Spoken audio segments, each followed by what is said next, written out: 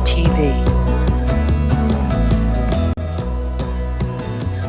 In our continued study of what Paul means by flesh in the first 8 chapters of Romans, I want to look into the life of King David, because King David is the opposite of King Saul.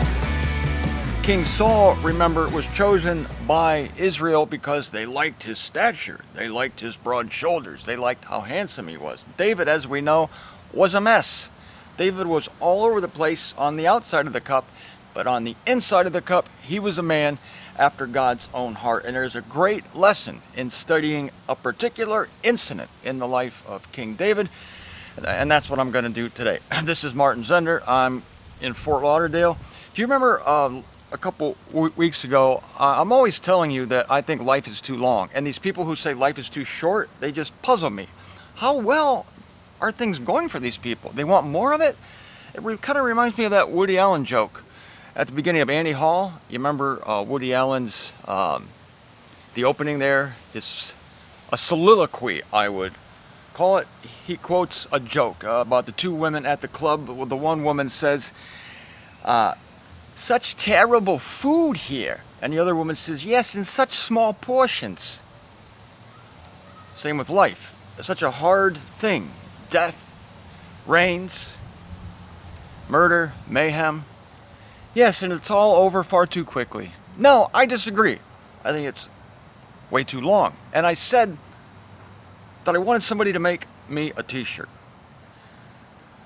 And I wanted the t-shirt to say, "Life is too damn long." And in parentheses, I wanted it to say, "What's your problem?" Like, you must have a real problem if you want this to keep going. You want more of it. I want more of the era that crucified Jesus Christ. I want more evil. I want more death. I want more starvation. I want more war. Yes, gotta have more of it. Well, somebody did make me that t-shirt. I had faith that someone would step to the plate, and Elaine Kelly did that, and I'm wearing the shirt now. I'm going to show you this. Thanks to Elaine Kelly. Look at this. Here it is. Life is too damn long. What is your problem? What's your problem? There it is. Life is too damn long. What's your problem? I'm going to model this for you a little bit. Look at this. I'm going to show it to you from the back, too. Look at this. I love it. Thank you, Elaine. Made my day.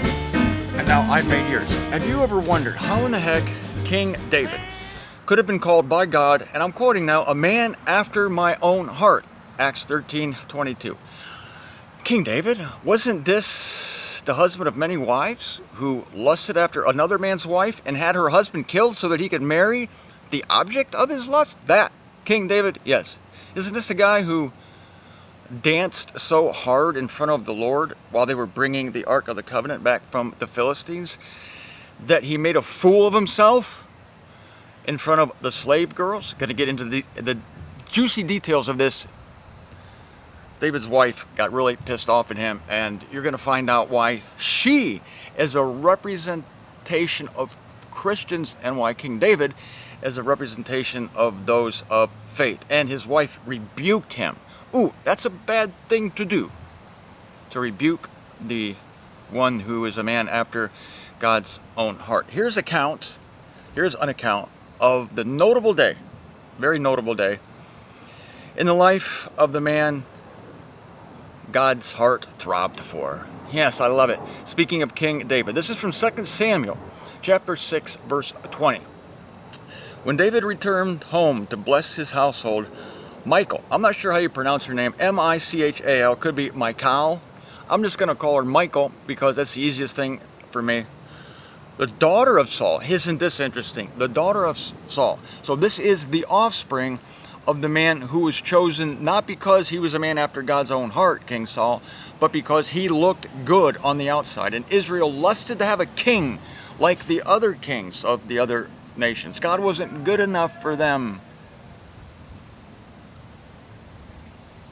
So David was returning home to bless his household Michal, daughter of Saul, came out to meet him and said, "How the king of Israel has distinguished himself today." This is satirical. She doesn't mean it. Going around half naked in full view of the slave girls of his servants, as any vulgar fellow would. You remember, David is dancing with all his might in front of the Lord, and he was wearing not much. And he was wearing, I believe, a linen ephod. And I always thought that the reason David humiliated himself, it says he exposed himself in front of the maidens. I thought that he was literal, like, he showed his stuff a little bit. No, he exposed his simplicity. He exposed his commonness. He exposed the fact that he himself had no confidence in his flesh, and he had no confidence. He put no great stock in his royal attainments. This is just like Saul, who came to see himself. I'm talking about Saul, who became Paul, who came to consider all of his attainments in Judaism to be so much dung, and he gives them away. So David, even while he is king, he gives it away. He is not impressed with his own majesty, with his own royal attire. Now, here is a comment from the pulpit commentary, and I quote, "David's offense in the eyes of Michal was not his dancing, but his divesting himself," listen to this, his divesting himself of his royal robes and appearing before his subjects clad in the dress of an inferior class. The language of Michal is that of a woman vexed and irritated. After reminding David of his high office as king of Israel, she reproaches him for appearing on a grand public occasion without the upper and becoming robe in which an Oriental enwraps himself. And this he had done before the female slaves of his own servants, with no more self-respect than that shown by the vain fellows. This is so good, especially that part where Michal is vexed and irritated at her husband. I'm going to draw an analogy before I read another commentary on this event in David's life, is that those who are under the thumb of religious bondage, they will become so vexed and irritated by your freedom. They will be vexed and irritated that God could possibly bless common people, bless people who are dancing in the Spirit. And I'm not talking about Pentecostal dancing in the Spirit, to bless people who, like me, the other day, I'm doing my show, smoking a cigar and drinking a glass of whiskey. This is my equivalent of David dancing before the Lord in his common garb, not caring if he looks like a fool, not caring if he's divested of his royal vestiture, and not caring that anyone would see him as a common person. I want you to see me as a common person, because the last thing I want is for anybody to think of me as a standard issue Christian preacher, or a Christian at all, who habitually decorates the outside of the cup, makes everybody think that they're something. Isn't that what a lot of people do when they go to church, especially on Easter, right? They want to look their best, and they want to appear before others in accord with who they think they are before Christ. And the Pharisees were like this. They loved to parade in the streets. Saul, before he became Paul, was like this. Why do you think people put their diplomas on the wall? When a theologian has a diploma, he doesn't roll it up and hide it in his dresser drawer. No, he puts it on the wall because he wants everybody to know that I have attained to a certain stature. This is all outside of the cup, outside of the cup. And as I told you yesterday, Jesus Christ loves to look beyond the outside of the cup to the inside of the cup. And what he usually sees there, especially the people who go out of their way to be pretentious and to present a presentable front, usually finds pride, usually finds self-righteousness underneath. This is from Gill's exposition of the Bible. Michal, the daughter of Saul, came out to meet David before he had gotten to his own house and said, "How glorious was the king of Israel today," which she spoke in an ironical, jeering way, meaning the reverse, how inglorious, mean, and despicable he had made himself to be by his airs and gestures. This is from the Jameson Fawcett Brown Bible Commentary, and I quote, "Proud of her royal extraction, Michal upbraided her royal extraction. Yes, she was a descendant of Saul, the first king of Israel. Proud of her royal extraction, Michal upbraided her husband for lowering the dignity of the crown and acting more like a buffoon than a king. But her taunting sarcasm was repelled by David in a manner that could not be agreeable to her feelings."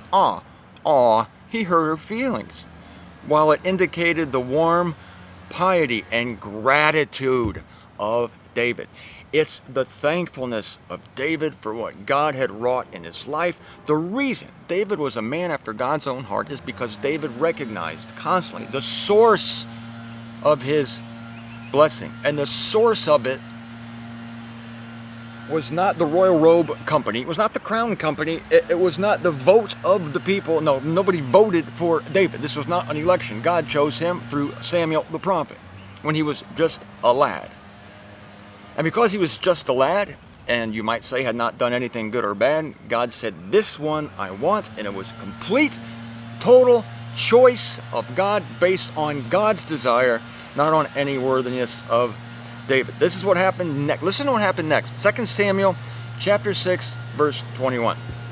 David said to Michal, "It was before the Lord who chose me rather than your father or anyone from his house when he appointed me ruler over the Lord's people Israel. I will celebrate before the Lord." Love it. It was before the Lord who chose me. I danced before the Lord who chose me. He gets a dig in here. Listen to this. "Who chose me rather than your father or anyone from his house when he appointed me ruler over the Lord's people Israel. I will celebrate before the Lord." So yes, David gets a dig in there. He reminds his wife that God's choice does not necessarily, and usually doesn't, align with pedigree or with what the world would call propriety. Again, from the Pulpit Commentary, listen to this. "The preference of David over Saul was proof that Saul's affectation of royal estate," this is King Saul, he had affectations. Saul's affectation of royal state and his self-importance were not pleasing in God's eyes. It's the self-importance. It's a terrible, ugly thing that is not often caught because people are too taken with the outward trappings. Now, the reference to King Saul brings to our mind, it should, Saul of Tarsus, who, I don't know this for a fact, but I would say he was probably named after the king. And he was unquestionably, by his own admission, a Pharisee of the Pharisees. Yes, as he was as self-important in his own eyes as was the first king of the Jewish people, King Saul. King Saul, from his shoulder and upward, higher than any of the people. 1 Samuel 9:2. That's why Saul was chosen. From his shoulders and upward, higher than any other of the people. He had a physical. Israel's always looking at the outside, always looking at the outside of the cup. And today, the religious world, they're always still looking at the outside of the cup.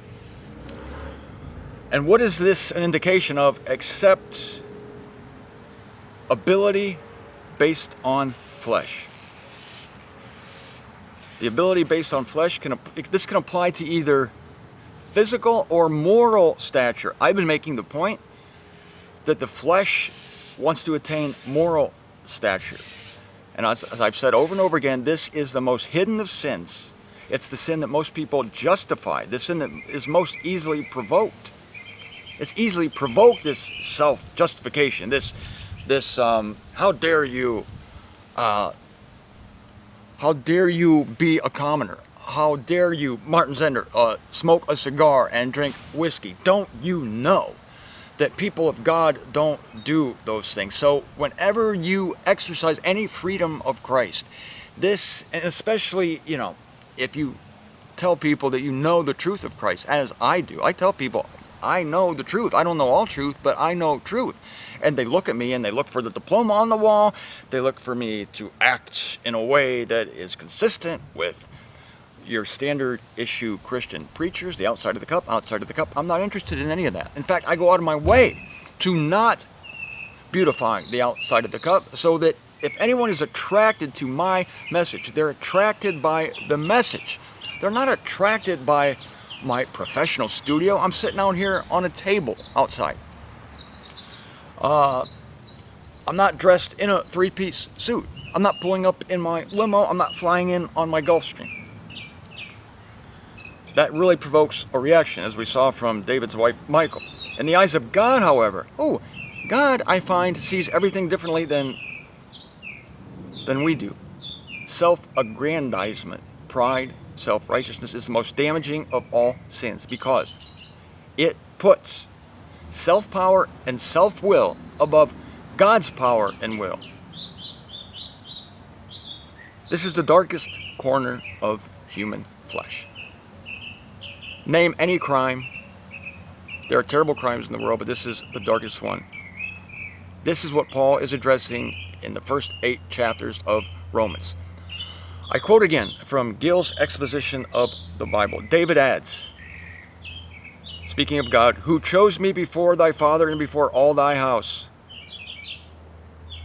The comment goes on, which he said to humble her pride. David wanted to humble his wife's pride and mortify her, as well as to remark the distinguishing goodness of God to him, which laid him under obligation to express his thankfulness to God in every shape, to appoint me ruler over the people of the Lord, over Israel, which was a high honor conferred upon him, and required the utmost gratitude. And again, I've said this, that you cannot be thankful to God properly, and you cannot exercise thankfulness properly unless you come to a full understanding that everything you have is a gift of God.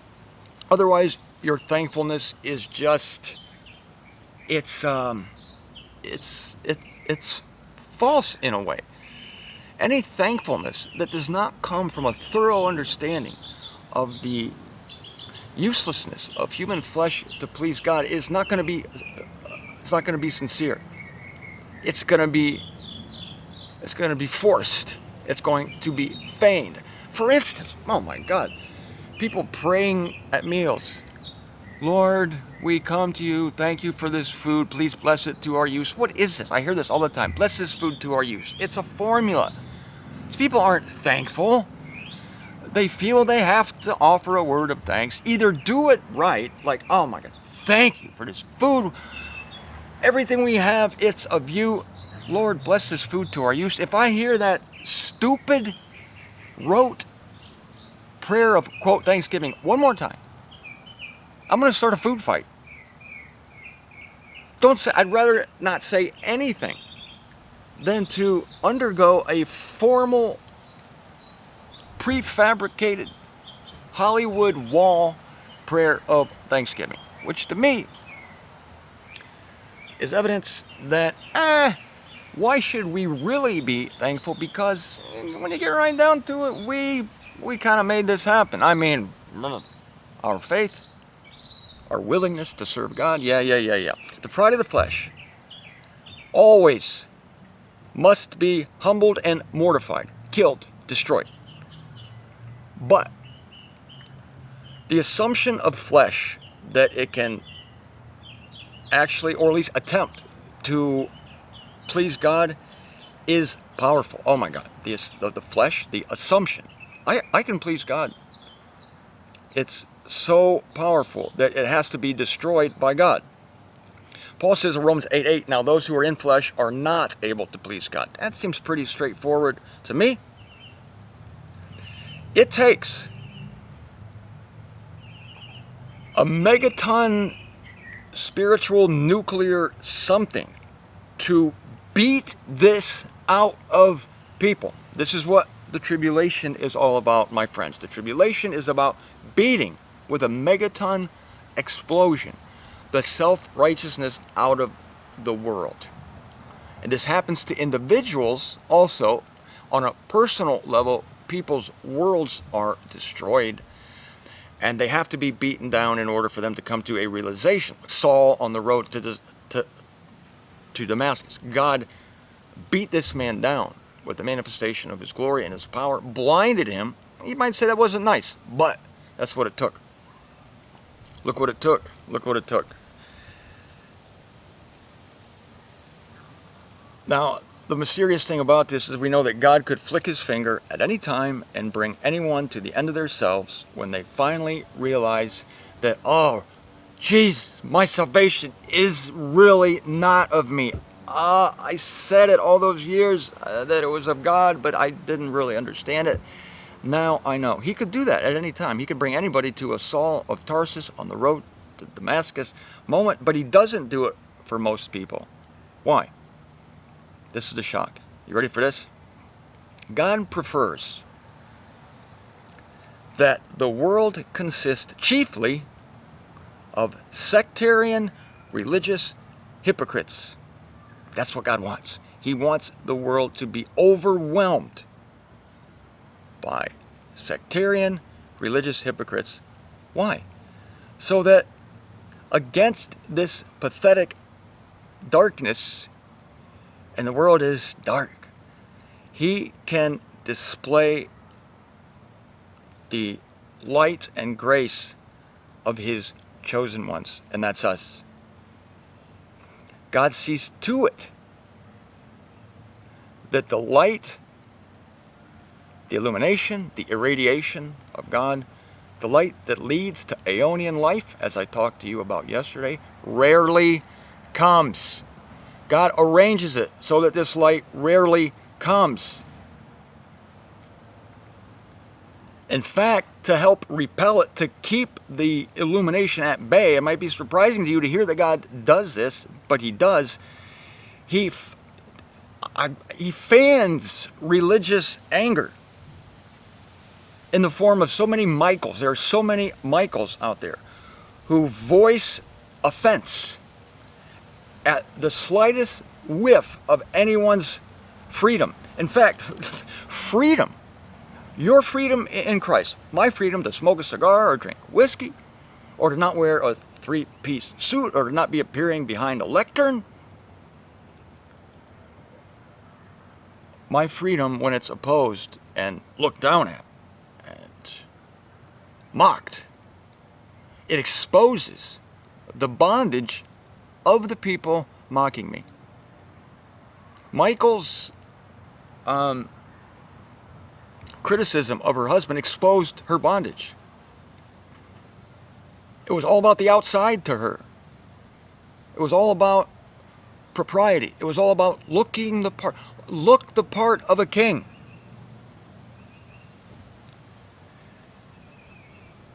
These people who are like Michael, they live for appearance's sake. They live for self-respect, in fear of being made a fool.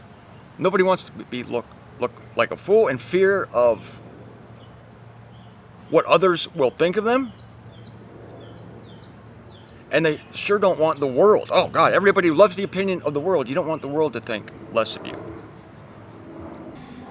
In this world, confidence in flesh, this is an obvious statement, but I don't think I've ever said it to you. I'm going to say it now. Confidence in flesh is considered by the world as an asset. Of course, it's an asset rather than a liability. Michael represents Saul as the Pharisee of the Pharisee, outwardly blameless, as we've been talking about in relation to law, but quick to condemn. That's it. Quick to condemn.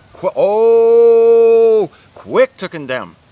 Blameless as to the law, but a hair trigger, waiting for any little impropriety. This is what the Pharisees had against Christ. He's picking corn on the Sabbath.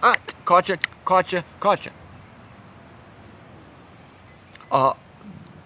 The woman coming in to cry at Jesus' feet, opened the alabaster perfume. If Jesus had known what kind of woman this was, he would not have let her come in here and worship at his feet. It wasn't the right thing to do. Quick to condemn. Oh, quick to condemn. Because that's all they look at. That's all they notice. You know what happened with Michal? 2 Samuel 6:23. And Michal, daughter of Saul, had no children to the day of her death. God cursed her for not recognizing the beauty, the inward beauty of a man who was so thankful that he did not care how he looked in front of his own subjects. So in this sense, King David represents the converted Saul of Tarsus, becoming Paul. This is King David really becoming Paul, recognizing above all else that he was nothing, and God was everything. Saul, as a Pharisee, couldn't stand the sight of Gentiles, the scent of Gentiles. This guy winds up being the greatest champion of the Gentiles. He stays with them, he eats with them, he lives like a nomad. Things he would have disdained before. And see, that's the same thing with our Lord, the friend of tax gatherers, fishermen, and prostitutes. And here's Saul becoming friends with the Corinthians. He totally went away from his old world. Let's go back to David, because this guy's on a roll. He can't shut up. He further answers Michal in 2 Samuel 6:22. I will become even more dignified than this, and I will be humiliated in my own eyes. But by these slave girls you spoke of, I will be held in honor. Oh my gosh, this is so rich. Wow. Rather than caving to his wife's social sensitivities, David doubles down. I love this. I love doubling down. Do you think this is undignified? Me dancing in common garments, stripping off my priestly robes, no pomp, no ceremony, getting in the mix, kind of like a stage dive. David does a stage dive into his fan club, basically.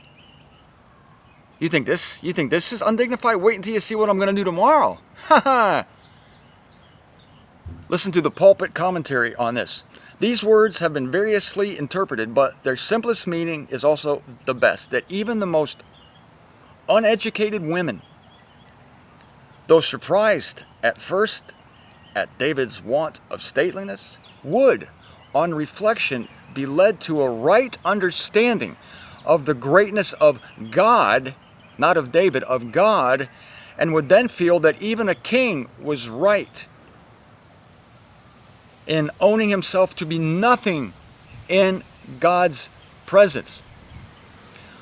This is so great, because Saul, or King David, does this for the sake of the slave girls, for the sake of the common people. That they would initially have been shocked, like, this is King David.